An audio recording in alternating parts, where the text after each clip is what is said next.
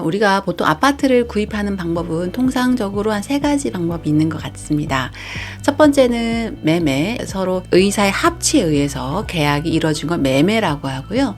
또 둘째는 경매, 이거는 뭐 법원에서 이루어진 거고 최고가로 낙찰받아야 하는 거고요. 셋째는 청약, 이제 청약 통장에 돈을 꾸준히 예금하면 가점이 높은 순이나 이렇게 추첨으로 당첨되는 거 청약이라고 말하잖아요. 청약 같은 경우는 당첨되면 아파트를 살 수 있는 권리를 받는 겁니다. 근데 매매는 수천에서 수억 원의 돈이 대략 3개월 안에 마련돼야 되기 때문에 조금 부담스럽기도 하고, 또 내 집이 팔려야 전세금을 받아야지만 가능하잖아요.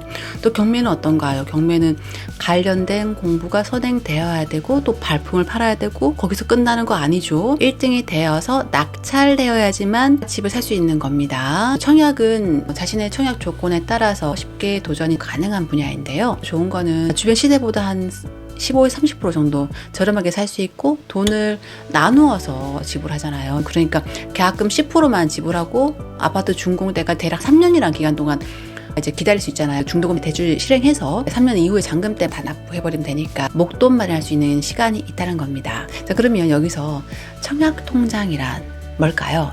쉽게 말해서 아파트를 사는 시장에 들어갈 수 있는 입장권 같은 겁니다.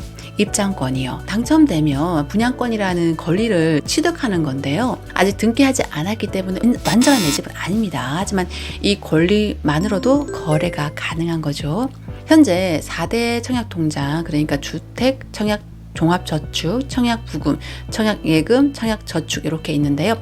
현질에서는 이제 주택청약, 종합저축만 신규 가입이 가능하고요. 주택청약, 종합저축을 한번 볼게요.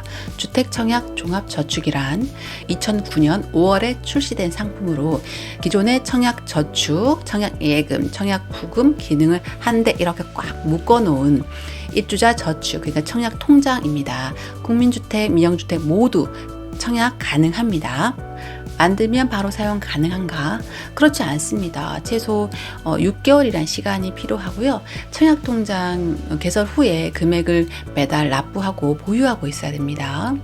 매월 2만에서 한 50만 원 정도까지 자유롭게 납입이 가능한데 자동 이체를 걸어 두시면 되고요.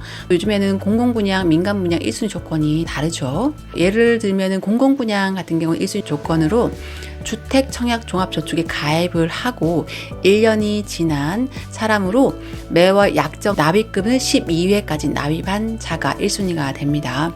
민영주택 같은 경우는 주택 종합저축에 가입해서 6개월이 지나고 예치 기준 금액에 상당하는 금액을 납입해야만 가능합니다. 민영 같은 경우는요, 그 청약하기 위해서 지역별로 예치금이 다르니까 청약하고자 하는 평형, 제곱미터 얼마인지 그 기준 충족금액 꼭 확인하시고 청약하시길 바랍니다. 국민주택 청약은요, 순위 순차제로 진행하는데요.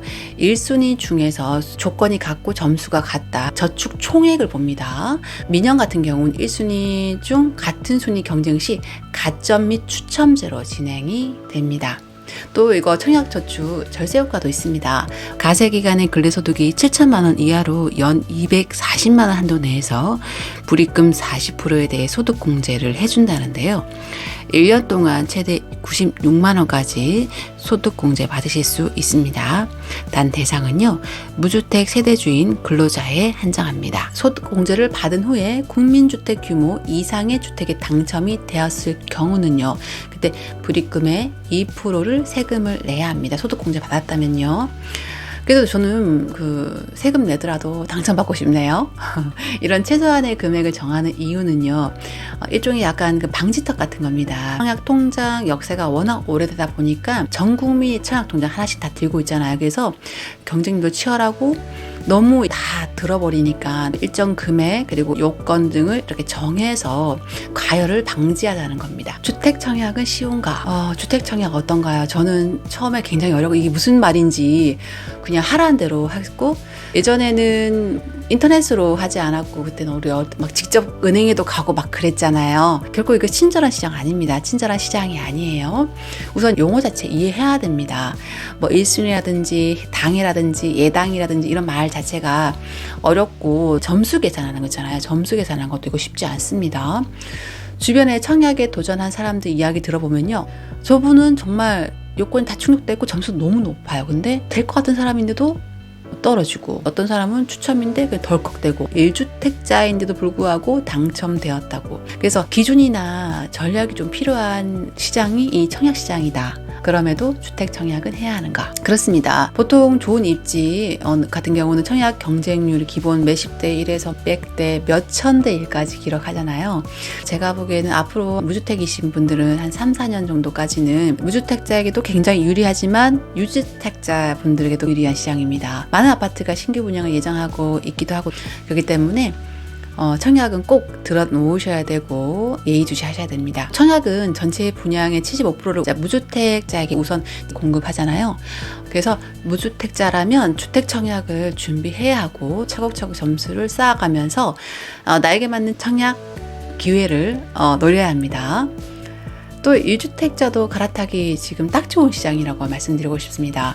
2주택자 분들도 정말 예의주시 하셔야 돼요. 어떤 곳을 청약을 해야 하는가? 좋은 아파트를 고르는 눈은 반드시 필요합니다. 이런 말 있잖아요. 장화 신고 들어가서 구두 신고 나오는 곳이다. 현재는 개발이 안 된 곳이라도 정책적으로 그 도시를 밀어주는 택지지구라든지 앞으로 차후에 발전된 지역을 찾아야 합니다. 이런 곳을 알아서 분양권을 사두면 좋겠죠. 물론 사람마다 아파트에 대한 기준은 미래 가치, 교통, 편의성, 환경, 안락함, 자금에 대한 나름대로의 기준이나 소신은 갖고 있으셔야 되고요. 또 나에게 집이란 어떤 곳인가를 또 생각해 볼 필요 있습니다. 집이란 게 가족의 안락함을 추구하는 곳인지 투자 목적도 있는지 그런 걸 따지셔서 입주하실 아파트, 그리고 분양하는 단지 살펴보는 게 좋지 않을까 싶습니다. 지금까지 저는 주보가 알려주는 부동산의 모든 것의 조아이모였습니다. 다음 시간에 다시 뵙겠습니다. 감사합니다. 여러분 안녕.